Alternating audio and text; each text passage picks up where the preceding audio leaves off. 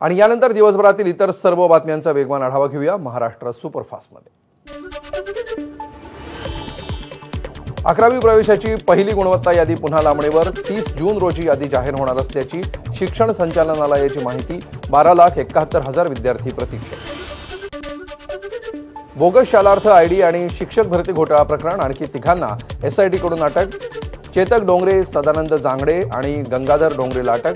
चेतक डोंगरे हा विनोद एज्युकेशन सोसायटीचा प्रभारी सचिव।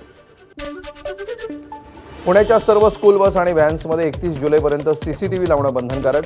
1 ऑगस्टपासून नियमभंग केल्यास कारवाई होणार। विद्यार्थ्यांच्या सुरक्षेसाठी महत्त्वाचा निर्णय। राज्यात लवकरच व्हर्टिकल सातबाराची योजना। इमारतींमध्ये राहणाऱ्या रहिवाशांना मिळणार जागेचा सातबारा। महसूल मंत्री चंद्रशेखर बावनकुळे यांच्या विचाराधीन कायदा। मराठा आरक्षण याचिकेवर जुलैमध्ये सर्वोच्च न्यायालयात सुनावणी। 10% अंतरिम आरक्षण कायम ठेवण्याच्या उच्च न्यायालयाच्या आदेशाला आव्हान।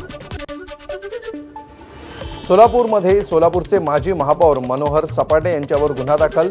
मनोहर सपाटेंवर महिलेचा विनयभंग केल्याचा आरोप। सपाटे यांच्या मालकीच्या लॉजमध्येच विनयभंग केल्याचा पीडित महिलेचा आरोप।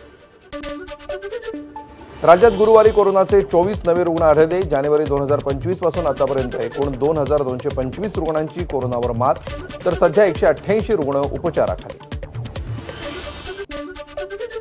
राज्यात पावसाळ्याच्या सुरुवातीलाच डेंग्यू आजारानं जोर पकडला असून 6 महिन्यांमध्ये 2,031 रुग्ण आढळले। मुंबईमध्ये सर्वाधिक 395 रुग्णांची नोंद असल्यामुळे आरोग्य यंत्रणा सतर्क।